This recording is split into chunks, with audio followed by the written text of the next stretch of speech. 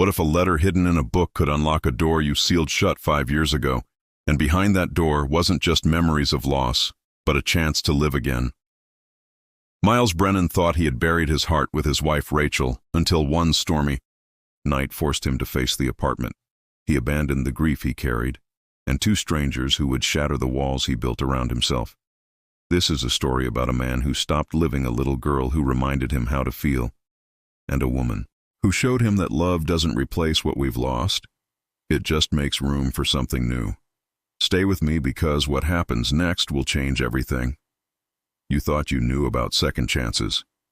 Miles Brennan stood at the entrance of the apartment building, staring up at the fourth-floor window, where a faint glow of streetlight reflected against the glass. 5 years had passed since he last stepped through that door. 5 years since he locked away everything that reminded him of Rachel, his late wife, and walked away, pretending he could outrun the grief that followed him like a shadow tonight. However, there was no escaping it. The letter he found tucked inside one of Rachel's old books had brought him here, a simple envelope with his name written in her handwriting, a message from beyond the grave that he couldn't ignore any longer. The storm outside mirrored the chaos in his chest, thunder rumbling in the distance as rain hammered against the pavement. Miles pulled his coat tighter and pushed through the building's entrance. The hallway smelled the same, a mix of old wood and faint lavender from the potpourri. The landlady always kept near the mailboxes. His footsteps echoed as he climbed the stairs, each step heavier than the last. When he reached the door to their old apartment, he hesitated, his hand hovering over the doorknob. This place held everything he had loved and everything he had lost. Opening it felt like tearing open a wound that had barely begun to scar, but he had come this far. He couldn't turn back now.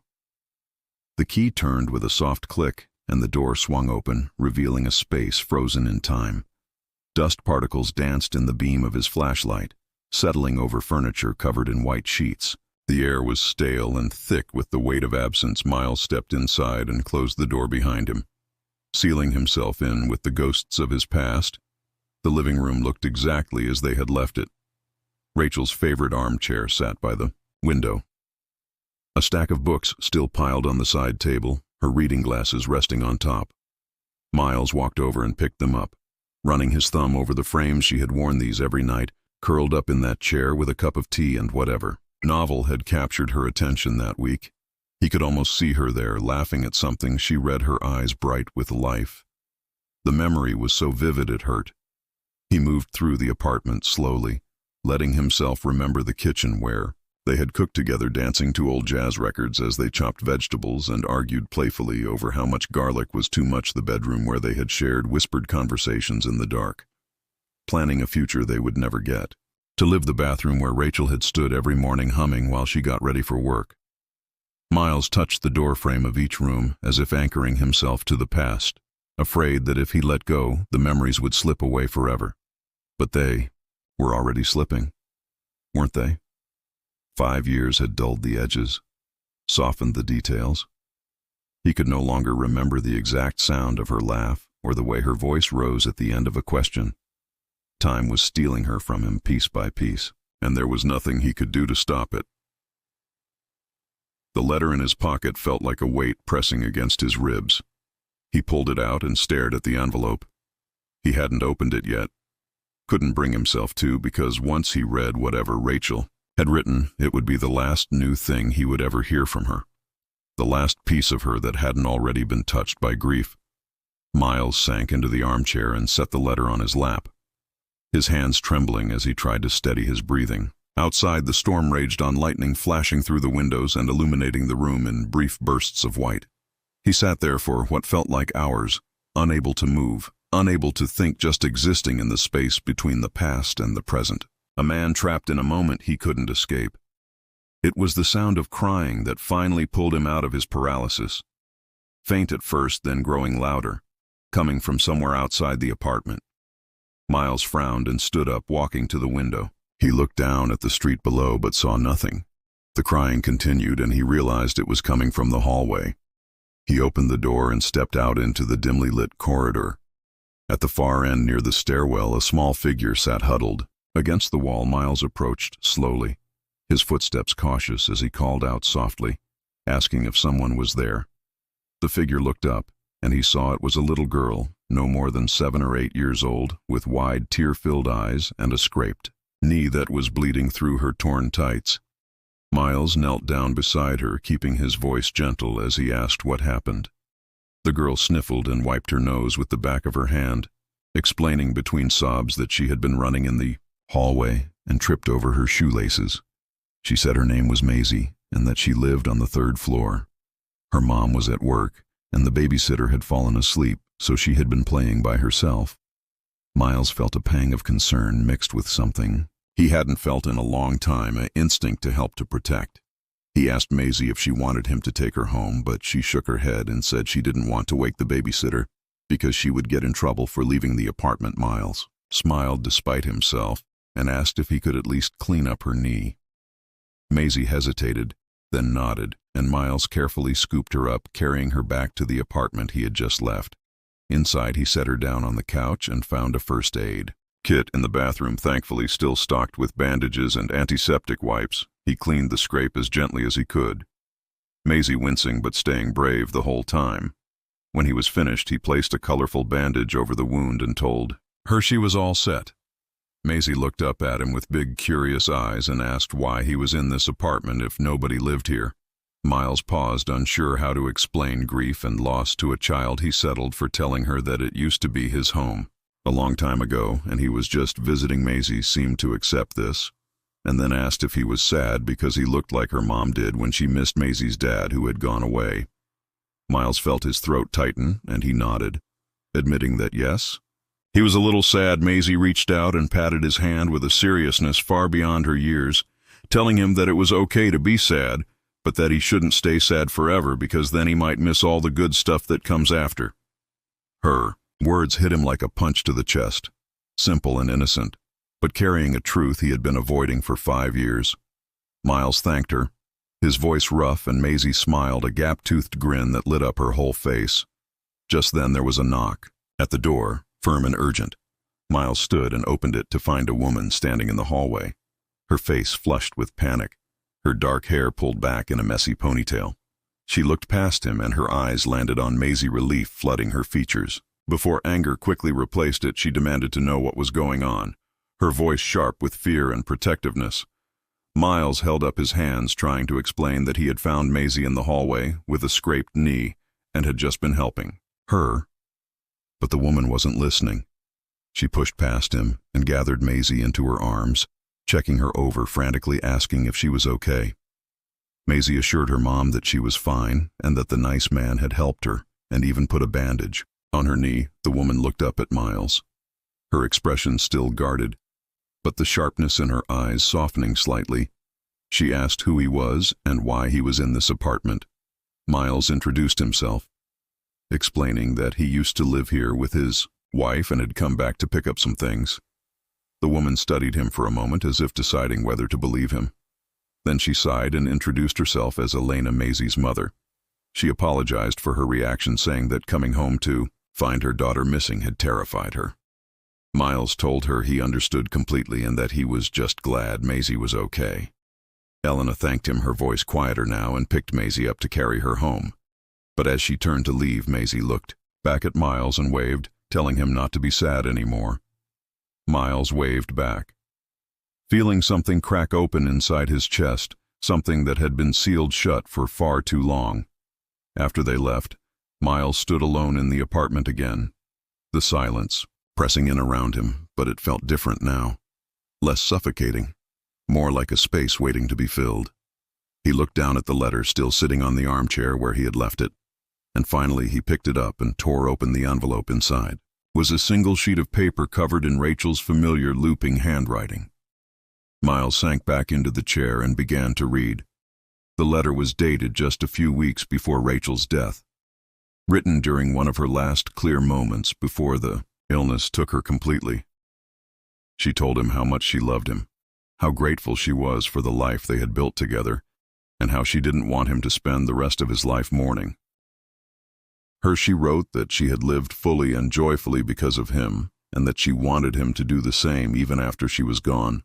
She told him to find happiness again, to let people in, to not be afraid of feeling alive because life was too short, and too precious to waste hiding from it. Miles read the letter 3 times, tears streaming down his face by the 3rd time. He wasn't just crying for Rachel anymore. He was crying for himself, for the years he had lost to grief, for the life he had stopped living because he was too afraid to move forward. Rachel's words were a gift and a challenge, urging him to step out of the past and into the present. Miles folded the letter carefully and slipped it back into the envelope. He stood and looked around the apartment one last time. Then he walked to the door and locked it behind him. As he descended the stairs, he felt lighter, as if something heavy had been lifted from his shoulders. The storm outside had passed, leaving the streets wet and glistening under the glow of streetlights. Miles stepped out into the cool night air and took a deep breath, filling his lungs with the scent of rain and renewal. Over the next few weeks, Miles found himself thinking about Maisie and Elena more than he expected. He had kept his distance at first, not wanting to intrude, but something about that night had stayed with him, the way Maisie's simple wisdom had cut through his defenses, the way Elena's fierce love for her daughter had reminded him of what it meant to care deeply about someone. One evening, as he was leaving the building after another visit to the apartment, he ran into Elena. In the lobby, she was carrying grocery bags and struggling to juggle them along with her keys. Miles offered to help, and Elena hesitated before accepting. They rode the elevator together in comfortable silence, and when they reached her floor, Miles carried the bags to her door. Elena thanked him and then surprised him by inviting him in for coffee. Miles accepted and found himself sitting in Elena's small but cozy living room while Maisie played with dolls on the floor. Nearby, Elena made coffee, and they talked about small things. At first, the weather, the neighborhood, how long they had each lived in the building, but gradually the conversation deepened. Elena told him about her ex-husband, who had left when Maisie was a baby, and how she had been raising her daughter alone ever since. She spoke about the challenges of balancing work and parenting, and the constant fear that she wasn't doing enough. Miles listened without judgment, sharing bits of his own story: the loss of Rachel, the years he had spent avoiding life, the guilt he carried for not moving on. Elena didn't offer empty platitudes or try to fix him. She just listened, and in that listening, Miles felt understood in a way he hadn't in a long time. Maisie eventually climbed onto the couch between them and fell asleep, her head resting on Miles's arm. Elena smiled at the sight and whispered that Maisie had taken a liking to him, which was rare because she was usually shy around strangers. Miles looked down at the sleeping child and felt a warmth spread through his chest, a sense of connection that he hadn't realized he was missing. As the weeks turned into months, Miles found himself spending more time with Elena and Maisie. It started with small gestures, helping carry groceries, fixing a leaky faucet in their apartment, taking Maisie to the park when Elena had to work late, but it grew into something more meaningful, a friendship that slowly began to feel like family. Maisie would knock on the door of the old apartment whenever she saw Miles there, dragging him outside to play or show him something she had drawn. Elena would invite him over for dinner, and they would sit at her kitchen table talking late into the night about everything and nothing. Miles began to feel like he was waking up from a long sleep, the world around him coming into focus again. Colors brighter, sounds clearer, emotions deeper. He realized that grief didn't have to be a prison. It could be a bridge connecting the past to the present, allowing him to carry Rachel's memory with him while still moving forward. One evening, as spring turned to summer, Miles and Elena sat on the building's rooftop watching the sun set over the city. Maisie was with her grandmother for the weekend, and the quiet between them felt peaceful rather than empty. Elena asked Miles if he ever thought about the future, and he admitted that he was starting to. For the first time in years, he could imagine a life beyond the grief, a life where he wasn't defined by what he had lost, but by what he still had to give. Elena reached over and took his hand, her touch warm and grounding. She told him that she was glad he had walked into their lives that night, and Miles squeezed her hand back, telling her that he was glad too. They sat there together as the sky turned from gold to pink to deep purple, and Miles felt something he hadn't felt in a long time. Hope, not the desperate, frantic hope that things would go back to the way they were, but a quiet, steady hope that things could still be good, that life could still be full, that love, in whatever form it took, could still find him. Months later, Miles finally decided to let go of the apartment. He donated Rachel's things to charity, keeping only a few precious items that held the most meaning. The reading glasses, a photo album, a necklace she had worn every day. He didn't need the apartment anymore, didn't need to cling to a space frozen in time, because he was learning to carry Rachel with him in a different way, in the memories that made him smile rather than ache, in the lessons she had taught him about love and kindness and living fully. He realized that honoring her memory didn't mean staying stuck. It meant becoming the person she had always believed he could be, the person she had wanted him to be even after she was gone. On the day he handed over the keys, Miles stood outside the building, one last time looking up at the fourth-floor window. He whispered a quiet goodbye to Rachel, thanking her for everything and promising that he would keep living, keep loving, keep trying. Then he turned and walked away, his steps steady and sure. Elena and Maisie were waiting for him at the corner, and when Maisie saw him, she ran forward and threw her arms around his waist. Miles picked her up and spun her around, making her laugh before setting her down and taking Elena's hand together. The three of them walked down the street, the city buzzing with life around them, and Miles realized that this was what Rachel had wanted for him, not to forget her, but to find joy again, to open his heart to new connections and new possibilities. And as the sun broke through the clouds, casting warm light over everything, Miles felt at peace, knowing that love didn't end when someone died. It just changed shape, finding new ways to grow and flourish in the spaces we make for it.